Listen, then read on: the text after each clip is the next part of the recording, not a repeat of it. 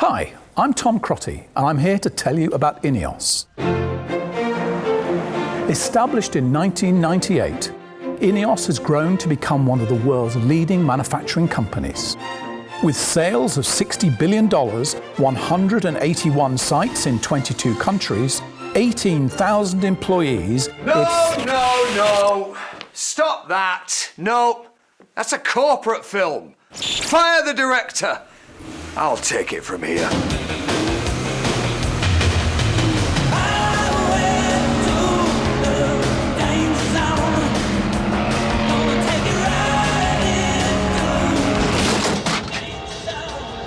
Hi, I'm Jim Ratcliffe. It's 1987. Manchester United have just appointed a new manager. Margaret Thatcher has secured her third term in office, and I drive a Vauxhall Cavalier. But what I really wanted to drive was a BMW. So I quit my job at Courtaulds and joined venture capital firm Advent International. I already knew how to run somebody else's business. What I really wanted to do was run my own business. Hello? Advent meant that I could merge my knowledge of chemical engineering with what I was learning about buying businesses. And as luck would have it, a few years later, I met a man called Andy Curry. Walk like an Egyptian. Marie, how are we doing? Are we ready for this big project? Everything sorted? Everything's sorted. That's what we need, lots and lots of activity and action. And I will now turn around and point. This is ridiculous. They say fortune favours the brave, and so in 1992 we bought BP Fine Chemicals and formed our first company, InSpec. Things were moving fast now, and we needed some extra hands.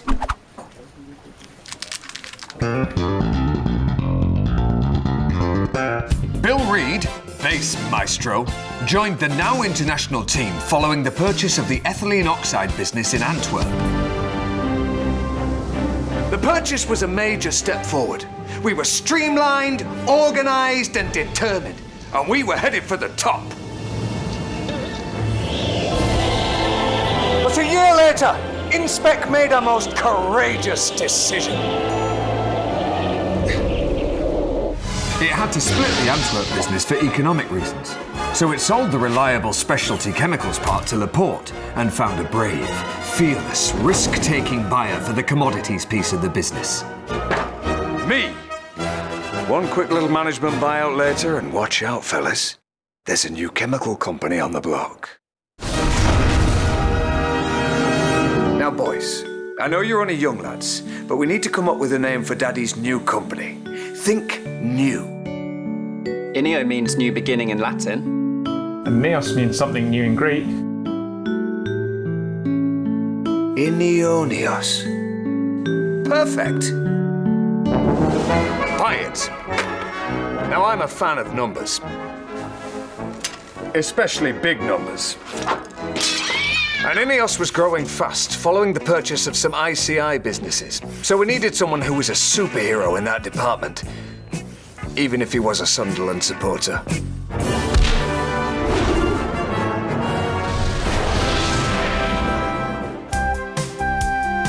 Our offices in Hardley, we referred to them as the international headquarters of INEOS, which of course they were. Well, it was very impressive. It's the only time in my career I've actually had an office with a kitchen. In fact, it was the kitchen. The finance team was me and me. I did say to Jim, so how am I going to get paid? And it was something like, well, you'll have to sort that out for yourself. It's 2001. INEOS have added phenol and acrylics to the roster, along with Tom Crotty, a great moustache, a great CEO, and a great addition to the INEOS band. Kick it, Tom!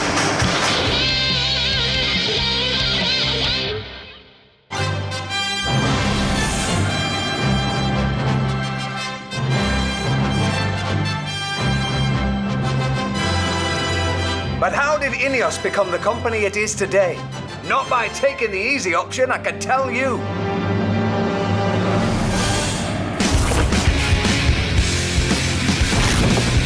That's why in 2005 we decided to buy Innovy.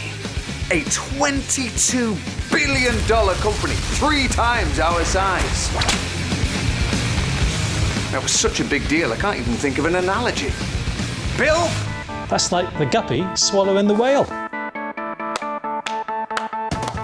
So, in one fell swoop, INEOS had now become the 4th biggest chemical company in the world. And that requires some celebrating. I told you INEOS needed a band.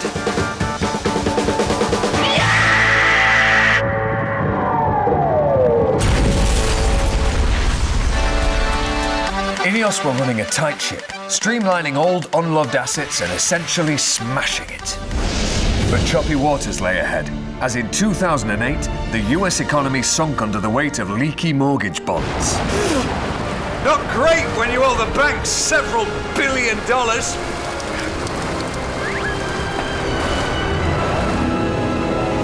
Oh, shit!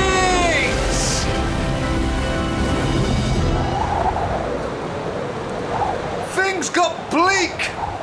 It looked like there was no way out of the blizzard, and the banks were on the verge of freezing us out. But thanks to some top accounting,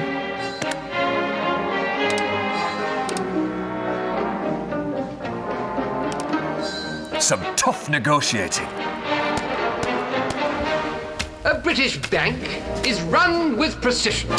No. A British home requires nothing less. Tradition, discipline, and rules.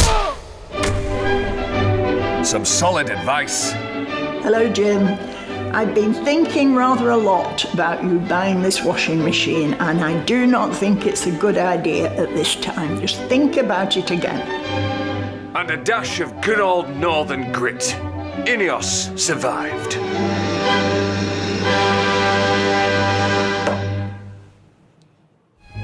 But it had been a rough ride, and INEOS needed some time to recuperate.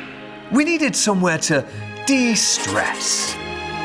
Switzerland has hardly any traffic, and there are loads of mountains to throw yourself down, so that was settled.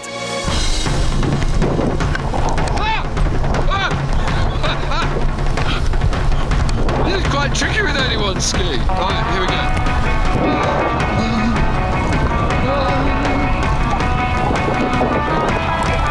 Can you see me? Camera? Trees. Oops. Oh, shit. Where's he going? Oh, can't get through. No! Here we go. Oh, shit. How do you bounce back from a near-crippling financial crash?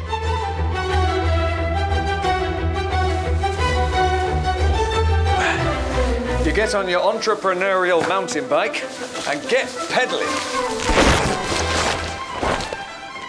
Jim, it's the BBC for that interview. Jim?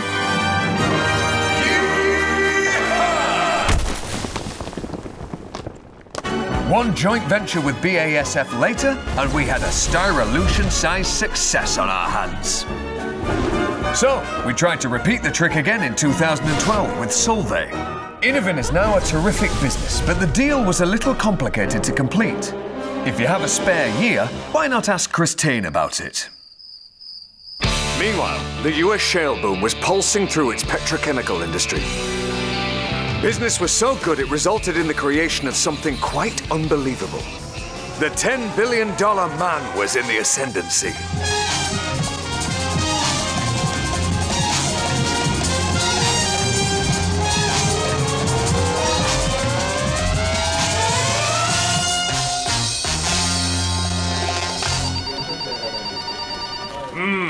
Gotta love a challenge. What's next, Chris?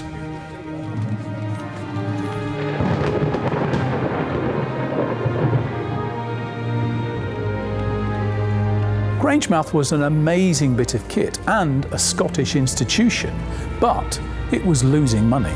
Now, we all know what happens when you upset the Scottish. So, we had a ding-dong with the unions. And bloody won! The second time. Today, the site is thriving, helped along by a lot of US shale gas and a little bit of entrepreneurial thinking. Because some bright sparks used a bit of that INEOS logic and came up with the idea that we could ship US shale gas over to the UK. But the industry said it was impossible, even after extensive research. No. It just won't work. There's the pipeline hundreds of miles long. They're going to a deep water terminal that's already failed. The boats will cost billions. They've got to be able to chill the gas down to -100 and carry shed loads of it. And even if you could overcome all those issues, where the hell are you going to put the bloody gas when you get it over to Europe? It's a Ratcliffe fantasy, frankly.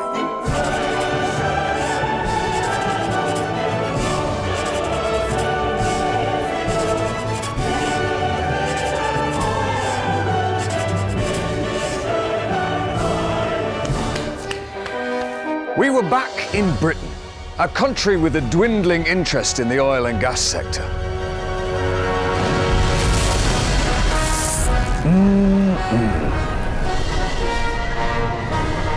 I love the smell of unloved assets in the morning. Oil price had hit rock bottom.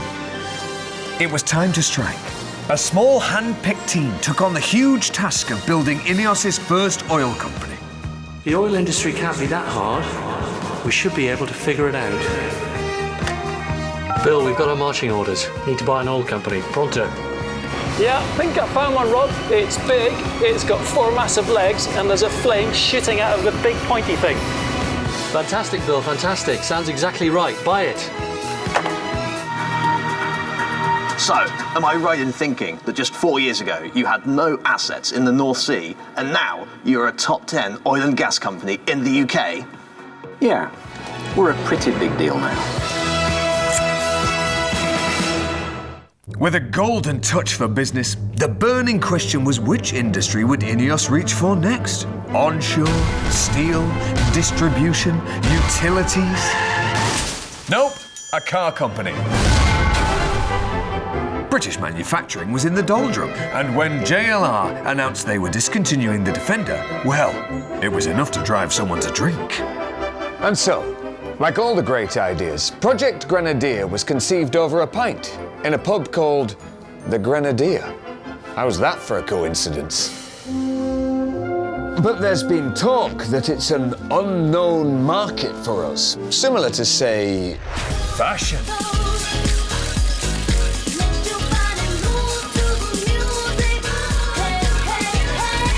Sports.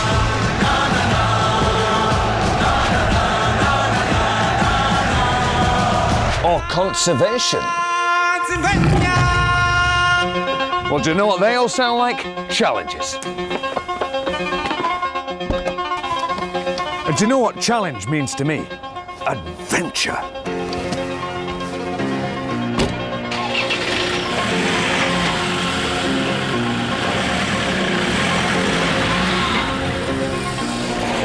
It's been 20 years since Jim Ratcliffe sat down with his sons to dream up the name INEOS. It's survived the worst financial crisis since the Great Depression and overcome bitter industrial disputes. It's now one of the top 40 companies in the entire world, worth $60 billion. What we need now is a power ballad.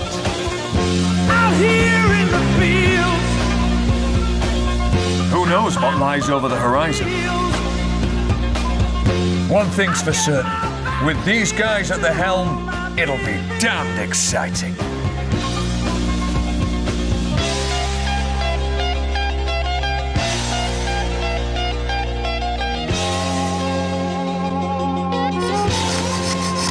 You just can't get the staff these days.